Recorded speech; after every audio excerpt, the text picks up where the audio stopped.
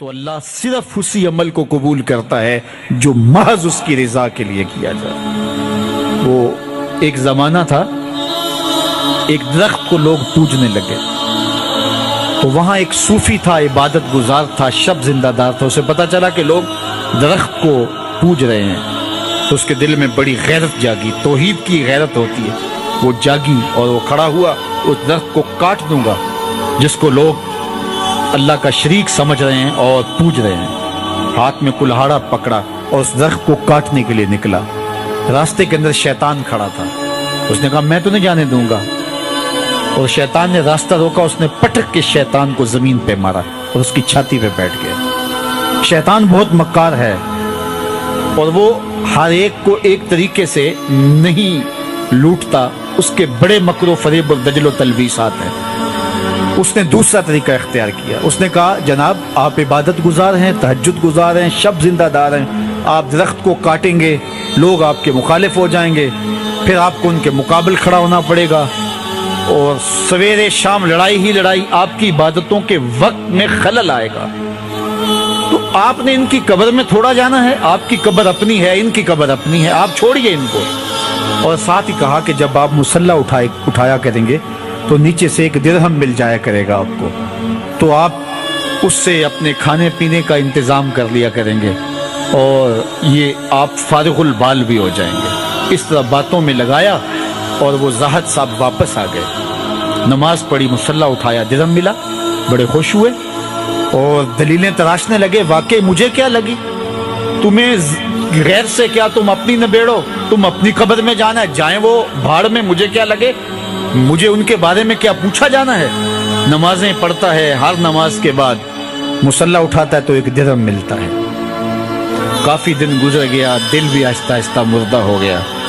ایک دن مصلی اٹھایا تو کوئی درہم نہیں نکلا، پھر دوبارہ کلہاڑا اٹھایا، اٹھا، راستے میں پھر شیطان کھڑا تھا، کہا کدھر جا رہے ہو، کہا درخت کو کاٹنے جا رہا ہوں۔ شیطان نے کہا میں تو نہیں جانے دوں گا۔ اس کو تجربہ تھا کہ میں اس کو پٹک کے زمین پہ مارا تھا، یہ میرے سے طاقتور تو ہے ہی نہیں۔ اس نے پھر گریبان سے پکڑ لیا، شیطان نے پٹک کے زمین پہ مارا اور چھاتی پہ بیٹھ گیا۔ وہ زاہد صاحب پریشان ہو گئے، شیطان کو کہنے لگے کہ یہ کیسے ہوا، میرا تو تجربہ ماضی کا یہ تھا کہ میں طاقتور ہوں اور تم کمزور ہو، لیکن اب تم نے پٹک کے مجھے زمین پہ مارا۔ تو کہا صاحب اس دن تم اللہ کی رضا کے لیے جا رہے تھے، آج تم درہم کے لیے جا رہے ہو۔ تو جب عمل میں خلوص نہیں رہتا تو پھر عمل نہیں رہتا، عمل میں قوت نہیں رہتی، پھر سجدے بے روح ہو جاتے ہیں، نمازیں بے ذوق ہو جاتی ہیں، صفیں کج دل پریشاں، سجدے بے ذوق کہ وہ جذبے اندروں باقی نہیں۔ نماز روزہ حج زکوٰۃ سب کچھ ہے باقی مگر تو باقی نہیں۔ پھر سب کچھ چلتا رہتا ہے لیکن رسم ہوتی ہے، لا یبقى من الاسلام الا اسمہ ولا یبقى من القرآن الا رسمہ۔ پھر قرآن پڑھا جاتا ہے، رسم ہوتا ہے، قرآن دل کو پھر نہیں بدلتا، اس لیے کہ رسم ادا ہو رہی ہوتی ہے۔ جب رسم ادا ہو رہی ہو تو پھر قرآن دل کو نہیں بدلتا۔ جب قرآن کے طور پہ پڑھا جا رہا ہو پھر یہ دلوں میں رنگ اتارتا ہے اور معرفت کا نور دیتا ہے اور دلوں کے زنگ اتارتا ہے۔ حضرت فاروق اعظم کا زمانہ ہے، ایک عورت مسجد نبوی میں نماز پڑھنے کے لیے جاتی ہے، راستے میں ایک نوجوان رستہ روک کے کھڑا ہو جاتا ہے اور راستے میں روزانہ کھڑا ہوتا ہے اور اس کی تیکھی نظروں کے تیر اس عورت کو بے چین کرتے ہیں۔ ایک دن رک گئی اور پوچھا کیا مسئلہ ہے تجھے؟ اس نے کہا کہ میں تمہارا چاہنے والا ہوں اور تمہیں حاصل کرنا میری زندگی کا سب سے بڑا مسئلہ ہے، اگر تم بولو تو آسمان سے تارے بھی توڑ لاؤں۔ اس نے کہا مجھے تارے نہیں چاہیے، میری ایک ہی خواہش ہے، اگر تم وہ شرط پوری کر دو تو پھر جو تم کہو گے میں اس کے لیے حاضر ہوں گی۔ اس نے کہا جلدی بولیے، میں ہر آرزو پوری کرنے کے لیے فرہاد بن جاؤں گا، مجنوں بن جاؤں گا۔ اس نے کہا میری لمبی چوڑی شرائط نہیں، ایک ہی شرط ہے، 40 دن تک حضرت عمر کے پیچھے نماز پڑھ لو، 40ویں دن کی آخری نماز کے بعد یہاں میں تیرا انتظار کروں گی۔ اس نے کہا کہ یہ کون سا مشکل کام ہے۔ 40 دن تک حضرت عمر کے پیچھے نمازیں چلتی رہیں، عمر کی قرات کا سوز دل بدلتا رہا۔ 40 دن کے بعد آخری نماز جب ہوئی تو وہ نوجوان لڑکی راستے میں کھڑی تھی اور یہ نظریں جھکا کے گزرنے لگا تو اس نے آواز دے کے کہا حسب وعدہ تیرے لیے حاضر ہوں. اس نے کہا خیر سے کھڑی رہو. عمر نے دل کا تعلق رب سے جوڑ دیا ہے. تیری دعا ہے کہ ہو میری آرزو پوری. اقبال بولا تیری دعا ہے کہ ہو میری آرزو پوری, میری آرزو ہے تیری دعا بدل جائے. میری دعا ہے کہ تیری آرزو بدل جائے, تیری تمنا ہی تبدیل ہو جائے. آرزوؤں تو ساری زندگی پوری نہیں ہوتی. کاش ہے کوئی زندگی کا رخ ہی پھیر دے, کوئی زندگی کی سمت ہی تبدیل کر دے. جس کو حاصل کرنے کے لیے دن رات مرے جا رہے ہیں, کاش وہ مقصود ہی نہ رہے, وہ مطلوب ہی نہ رہے, وہ زندگی کا حاصل ہی نہ رہے. زندگی کو حقیقت کا نور مل جائے, ہمیں پتہ چل جائے ہم اس دنیا پہ آئے کس لیے تھے, ہماری زندگی کا مقصد کیا ہے. ہماری جو آرزو تبدیل ہو جائے, خواہش تبدیل ہو جائے, پھر دعائیں بھی بدل جائیں گی. اللہ اکبر. تو فرمایا والذین یؤتون ما آتوا وقلوبہم وجلہ, یہ وہ خوش نصیب لوگ ہیں ان سے اگر کوئی غلطی سرزد ہو جاتی ہے تو ان کے دل کانپ اٹھتے ہیں. اور دوسرا اس کا مفہوم یہ ہے گناہ کرنے کے باوجود بھی یہ کانپ جاتے ہیں, نیکی کرنے کے باوجود بھی یہ کانپ جاتے ہیں, پتہ نہیں میری نیکی بھی قبول ہوئی ہے یا کہ نہیں ہوئی. آئیے میں اور آپ گناہوں میں لتڑے ہوئے لوگ ہیں, ہماری تو نیکیاں بھی مشکوک ہیں کہ نیکی ہوئی ہے یا نہیں, قبول ہوئی ہے یا نہیں. ہمارے ساتھ جڑا ہوا ہے ریا کا معاملہ, ہمارے ساتھ جڑا ہے عجب کا معاملہ, تکبر کا معاملہ.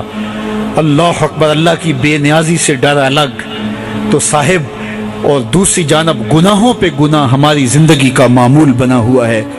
یہ راتیں روز روز نہیں ملتی, اس کی رحمت کا باڑا برس رہا ہے, باڑا بٹ رہا ہے اور رحمتوں کا می برس رہا ہے. آئیے اس رات کے جرمٹ میں رسمی توبہ نہیں, اللہ کے حضور سچی توبہ کریں. وہ مائل بکرم ہے, وہ تو چاہتا ہے کہ کوئی مجھ سے معافی مانگے اور میں اس کے گناہ معاف کر دوں. حدیث پاک میں آتا ہے کہ سمندر کی جھاگ کے برابر بھی گناہ ہو تو اللہ وہ بھی معاف فرما دے. کوئی آئے تو صحیح. ہم تو مائل بکرم ہیں, کوئی سائل ہی نہیں, راہ دکھلائیں کسے راہ ربے منزل ہی نہیں. کوئی سوال تو لے کے آئے, جھولی تو لے کے آئے, کوئی خود آ جائے, وہ جھولی بھی دے گا, خیرات بھی دے گا. اس کی چوکھٹ پہ آ کے مانگے تو صحیح. اللہ اکبر. دنیا والوں سے مانگے تو ناراض ہوتے ہیں, اللہ سے نہ مانگو تو ناراض ہوتا ہے.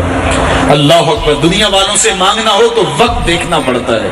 اس وقت تو صاحب سوئے ہوئے ہوں گے, موڈ اچھا ہو یا نہ ہو, لیکن اللہ سے جب بھی مانگو گے در رحمت کھلا ہوا پاؤ. دنیا والوں سے مانگنا ہو تو ان کی زبان میں مانگنا پڑتا ہے. اللہ سے اردو میں مانگو, عربی میں مانگو, ہندی میں مانگو, سندھی میں مانگو, فارسی میں مانگو, نظم میں مانگو, نثر میں مانگو, رومی کے انداز میں مانگو, جامی کے لہجے میں مانگو, اقبال کے انداز میں مانگو. نہیں مانگنے آتا خالی ہاتھ پھیلا دو, وہ بند لبوں کی بولیاں بھی سنتا ہے. آؤ تو صحیح اس کی چوکھٹ پہ. ساری رات بت کے آگے ہاتھ جوڑے زلیخا معافیاں مانگتی ہے اور فریادیں کرتی ہے. یا صنمی یا صنمی, اے بت مجھے بچھڑا ہوا یوسف ملا دے. پتھر کا بنا ہوا مادو, بھلا اس کی فریاد کو کیسے سنتا, لیکن اس کا اعتقاد تھا. سر شام کھڑی ہو جاتی ہے اور سحر دم ہاتھ جوڑے بت سے فریادیں کرتی ہے, یا صنمی یا صنمی. ایک دن رات کا پچھلا پہر تھا, نیند کا جھٹکا آ گیا, زبان بل کھا گئی اور بولتی ہے یا سمادی یا سمادی, یا صنمی پکارتے پکارتے یا سمادی پکارنے لگی. جب یا سمادی زبان پہ آیا تو اللہ نے کہا جبریل جلدی جا, یوسف کے گھوڑے کا رخ موڑ دے, اس بچھڑی ہوئی کو یوسف ملا دے. یا اللہ تجھے تو نہیں پکار رہی, یہ تو بت کو پکار رہی ہے. کہا اتنا عرصہ ہوا بت کو پکارتے, اس نے کوئی جواب نہیں دیا. آج جیسے بھی اس کے لبوں پہ میرا نام تو آیا, آج اس کے لبوں پہ میرا نام تو آیا ہے. اگر میں نے بھی جواب نہ دیا, میرے اور بت میں فرق کیا ہوا؟ اس کی فریاد کو پورا کر دے. کوئی آئے تو صحیح, دستے طلب دراز تو کرے, وہ تو مائل بکرم ہے. ان ربکم حیی کریم یستحیی من عبدہ اذا رفع یدیہ ان یردہما صفرا. تمہارا رب سخی اور کریم ہے, بندے جب اس کے سامنے ہاتھ پھیلا کے دعا مانگتے ہیں, اللہ فرماتا ہے مجھے شرم آتی ہے ان کے اٹھے ہوئے ہاتھ خالی کیسے موڑ. جب وہ مانگتے ہی مجھ سے ہیں میرے در پہ آئے ہیں تو میں نے بھی نہ دیا تو پھر کس در پہ جائیں گے, کس چوکھٹ پہ جائیں گے؟ تو آؤ اس کی چوکھٹ سے خیرات مانگیں, جھولیاں پھیلا کے اس سے رحمتیں مانگیں, اپنے اعمال کی قبولیت مانگیں, اپنے گناہوں کی معافی مانگیں, اپنی خطاؤں پر شرمندہ ہو کے معذرت کریں کہ مالک شیطان کے ہتھے چڑھ گئے, اس کے مکر و فریب کا شکار ہوئے, اس کی تلبیسات کا شکار ہوئے, اور ہم نے اپنی زندگی کی قیمتی سانسیں برباد کر دی. ہم شیطان کے ہتھے چڑھے رہے, اور تو 70 ماؤں سے زیادہ پیار کرتا ہے, 70 ماؤں سے زیادہ محبت کرتا ہے, 70 ماؤں کا زندگی بھر کا پیار ایک طرف اور مالک کی شفقت کی نگاہ ایک طرف. تو اس کی رحمتیں آواز دے رہی ہیں, اے انسان آجا پلٹ کے تیرا رب بڑائی کریں گے. تو آئیے, اس کی رحمت کا در کھلا ہے. یہ شب نور اپنے دامن میں مغفرتیں, بخششیں, انوار اور روشنیں لیے طلوع ہوئی ہے, اور طلوع غروب آفتاب سے طلوع فجر ثانی تک نور ہی نور ہے. اور جب کوئی بندہ ہاتھ پھیلا کے اس کے حضور دعا مانگتا ہے سچے دل سے, ہاتھ منہ پر بعد میں آتے ہیں, قبولیت پہلے. تو آئیے میں اور آپ اس شب کے جھرمٹ میں اللہ سے اپنے گناہوں کی معافی مانگے, اپنی خطاؤں کی معافی مانگے. ہم نے جو ہے وہ اللہ اس کے رسول کے حقوق ادا نہیں کیے, اور اس کے حکموں کو توڑا ہے, اور اس کے فرامین کی پرواہ نہیں کی.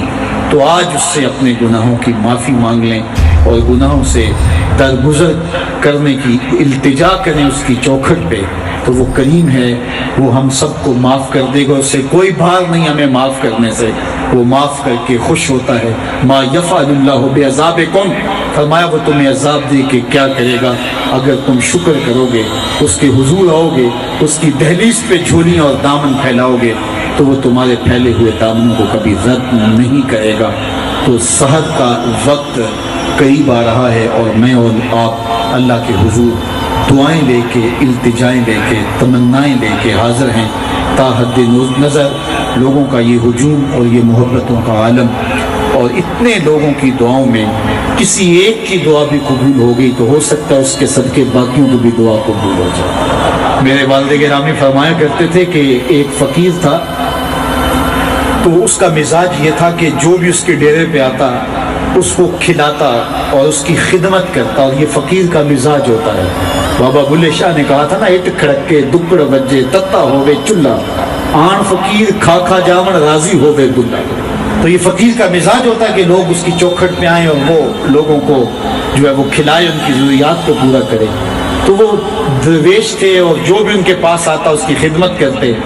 ان کے پاس کبھی رقم نہ ہوتی تو ادھار لے کے لوگوں کی خدمت کرتے. حتیٰ کہ جب ان کا آخری وقت قریب آیا اور حالات ایسے ہو گئے کہ لوگوں کو لگا کہ بابا جی اب رخصت ہونا چاہ رہے ہیں, تو سارے قرض خواہ اکٹھے ہو کے بابا جی کے پاس آ گئے کہ جناب ہمارا قرضہ ادا کیجیے. تو ایک جمگٹا بن گیا, اور بابا جی کو یہ فکر تھی کہ یہ میرے مہمان ہیں اور میں ان کی خدمت کرنے کے قابل نہیں ہوں, میرے پاس کچھ ہے نہیں. اتنے میں ایک چھوٹا سا بچہ تھا, وہ گلی میں پتیسا بیچ رہا تھا. آواز لگائی تو بابا جی نے اشارہ کیا, کہا میرے ان مہمانوں کو کھلا دو. اس نے اللہ کا شکر ادا کیا کہ میں سارا دن گلیوں میں گھوم کے جو بیچنا تھا ایک جگہ ہی مجھے گاہک مل گیا. اس نے مہمانوں کو سارا کھلا دیا, اور بابا جی سے کہا کہ پیسے. تو بابا جی کہنے لگے بیٹا بیٹھ جاؤ. بیٹا بیٹھ گیا. تھوڑی دیر کے بعد اس نے پھر کہا کہ بابا جی پیسے. تو بابا جی نے کہا یہ سارے پیسے لینے والے بیٹھے, جب ان کو دوں گا تو آپ کو بھی دے دوں گا, آپ بھی بیٹھ جائیے. تو وہ یتیم بچہ تھا, اس کی بیوہ ماں نے اس کو تھوڑا سا پتیسا تیار کر کے دیا تھا, وہ روزانہ صبح دیتی تھی, وہ بیچ کے آتا تھا, اس سے گھر کا چولہا جلتا تھا. تو اس نے جب دوسری مرتبہ کہا کہ بابا جی پیسے, تو بابا جی نے کہا بیٹھ جاؤ, جب ان کو ملیں گے بیٹے آپ کو بھی دے دیں گے. تو اس بچے نے رونا شروع کر دیا کہ میرے گھر کا تو چولہا انہی سے جلتا ہے, اور میری ماں میرا انتظار کر رہی ہوگی. اللہ اکبر. بچے نے رونا شروع کر دیا, اللہ کی رحمت کو جوش آ گیا. کوئی شخص بابا جی کے لیے نذرانہ لے کے آ گیا, وہ تھیلیاں پیش کی, بابا جی نے بچے کو دیا, جتنے بھی قرض خواہ تھے سب کو دیا, اور شکریہ ادا کیا. کہا جاؤ. وہ سارے قرض خواہ بولے ہم صبح کے بیٹھے ہوئے تھے, یہ نذرانے والا پہلے کیوں نہیں آیا؟ کہا پہلے تم میں کوئی رونے والا نہیں تھا, ایک رونے والا آیا, سب کا کام بن گیا. کسی ایک کے آنسو، اجتماعی دعا کا، اجتماعی توبہ کا یہی فائدہ ہوتا ہے کہ کسی ایک کا کام بن جائے۔ یہ تجارت میں اصول ہے کہ اللہ تعالیٰ جو جب کوئی کسی کو آپ سودا دے نا تو اس میں کوئی خراب چیزیں چلی جائیں تو یا تو وہ سارا قبول کرے یا سارا رد کر دے۔ تو اللہ جب قبول کرتا ہے اجتماعی طور پہ پھر ساروں کو قبول کرتا ہے۔